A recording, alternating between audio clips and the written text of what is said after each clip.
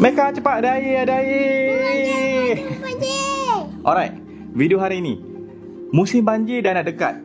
Adakah kita boleh kurangkan risiko rumah kita berselut bila rumah kita dinaiki air, lepas tu turun balik? Kan kebanyakan rumah orang dah berlumpur kan? Boleh tak kita kurangkan risiko lumpur tu? Untuk buat eksperimen ni, saya akan 3D print dua jenis rumah, dua model rumah.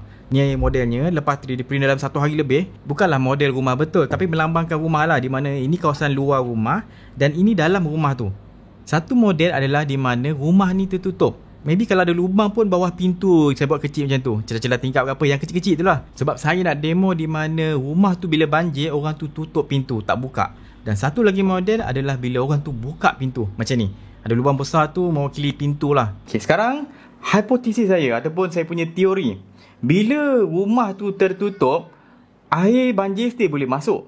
Tapi risiko untuk rumah tu rosak ataupun penuh berlumpur adalah lebih rendah berbanding rumah yang terbuka pintunya. Dua-dua akan ada air masuk, tapi yang terbuka pintu masa banjir ni akan buatkan dalam rumah dia tu berlumpur. Teori saya. Kita eksperimen. Untuk bezakan warna lumpur tu, saya guna kopi saja. Kopi saya yang dah lama tak guna keras ni. Saya guna kopi ni untuk mewakili air banjir. Banjir yang jenis berlumpur. Yang atas tu adalah banjir yang jenis clear. Kita mulakan eksperimen ni dengan situasi yang pertama. Di mana bila banjir naik, biasanya orang akan masuk rumah dia, keluarkan barang, masuk rumah, keluar barang, buka pintu, tutup pintu kan. Biasanya dia buka pintu, keluar masuk lah, berjalan situ kan.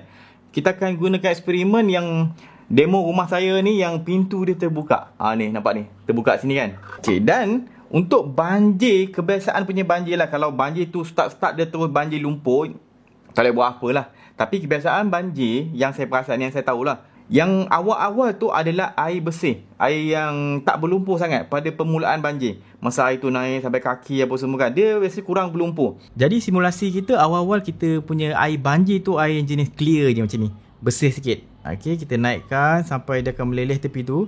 Nampak dia clear je. Tapi bila air tu banjir dah lama, dia akan berlumpur banjir tu. Kita masukkan lumpur, air kopi saya ni. Tengok macam mana dia jadi.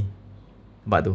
Lumpur tu mula bergerak dan masuk dalam rumah kita. Ini bila pintu kita terbuka. Kalau korang perasan, mula air dalam tu bersih. Tapi lama-lama air lumpur masuk dengan banyak.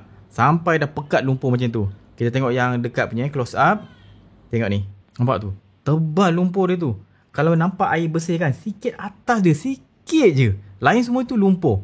Tambah pula bila banjir, orang duk keluar masuk rumah, dia umpama kita menggaul, mengkocak-kocak banjir ataupun lumpur yang ada dalam rumah kita tu. Tu yang jadi berselut tu ending dia tu. Ya, kalau tengok kat depan dekat sikit, nampak tu. Dah jadi memang lumpur lah, air lumpur dalam rumah kita. Cik, ini situasi pertama. Memang nampak, memang habis berlumpur lah dalam rumah dia tu. Bila air dah kering, lumpur je tinggal. Time tu lah proses membasuhnya. Sekarang saya nak test pula bila kalau kita tak buka pintu tu.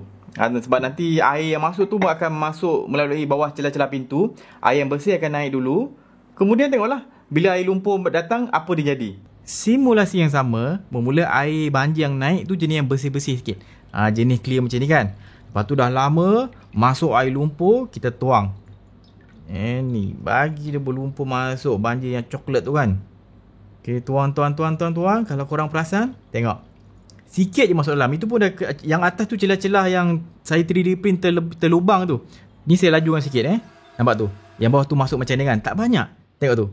Yang air bersih tu lebih banyak, jauh lebih banyak berbanding air lumpur yang bertapak dekat bawah rumah kita. Ini disebabkan tempat air yang boleh lalu tu adalah kecil. Bila lumpur masuk, air dalam tu dah memang sedia ada. Kalau kita tambah lumpur lagi pun, yang kat luar ni tak boleh nak masuk kat dalam. Air bersih kat dalam tu pun tak boleh nak keluar. Tu yang air bersih banyak kat dalam. Kalau kita berkocak-kocak pun, dia punya kotoran tu tak banyak sangat. Ini kalau kita still berjalan-jalan dalam tu kan, kotoran dia kurang berbanding yang tadi tu, yang pintu terbuka tu. Bila dah kering banjir tu, tak berselut rumah kalau macam ni. So, daripada eksperimen ringkas ni, kita boleh nampak yang bila rumah tu tertutup, kalau pada awalnya banjir tu adalah banjir yang masih lagi air dia jernih, kita stay tutup je pintu tu. Kemudian kalau datang air lumpur pula, rumah dia akan kurang masuk lumpur. Yang ini yang saya demo ni pun, saya bagi lubang bawah tu besar tau. Kalau pintu rumah kita biasa, pintu tu bawah tu lagi kecil ruang dia berbanding dengan saiz rumah kita. Pintu tu kecil je, dia punya saiz bawah tu. Yang ini saya bagi agak besar juga. Dengan saiz yang agak besar macam tu pun still kurang. Jadi terjawablah persoalan kenapa ada rumah orang yang okey je, cantik, just air basah-basah gitu je, tak ada pula lumpur banyak. Dan ada rumah orang yang kuat lumpur dia. Tu yang ada, saya tengok video macam sebelum ni, orang cakap, ni bilik solat dia kan, tak dimasuki lumpur, hanya air je masuk, basah je, tapi tak ada lumpur-lumpur pun. Kat rumah lain semua berlumpur, dia seorang tak lumpur. Kata amazing. Saya macam, saya bukan tak percaya benda apa ni, benda gaib ni atau benda yang kuasa Tuhan lah. Saya percaya. Tapi bukan semua benda main balon gitu je. Saya prefer logik dulu. Kalau rumah orang tu bersih je, kemungkinan orang tu tak masuk. Rumah lain kotor, rumah dia seorang bersih, kemungkinan dia tak keluar masuk rumah dia. Sebab ada je rumah non-Muslim yang bersih je masa banjir hari tu. Kenapa? Sebab dia tak ada kat rumah, dia bercuti kat luar negara. Lepas tu bila rumah dia banjir, dia tak balik bercuti. Bila habis banjir, baru dia balik ke rumah dia. Dia buka tengok rumah dia bersih, just air basah je lah, barang basah lah, tapi tak ada lumpur-lumpur. Sebab dia eksperimen ni.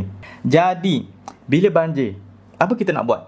First kita kena tengok detail lah. Kita sekarang dah tahu kebanyakan tempat banjir sekarang kan. Jadi kalau kita rasa air tu mula naik kan, hujan lebat, air mula naik, check air dia macam mana dulu. Kalau air berlumpur, susah lah nak cerita. Tapi biasa kalau air tu masih lagi jernih, ada potensi kalau banjir tu berterusan, air tu akan stay jernih dulu. Dan lama nanti baru dia masuk yang lumpur punya. Jadi masa jernih tu, cepat-cepat pindahkan barang. Lepas tu plan untuk tak keluar masuk rumah dah. Pintu semua tutup.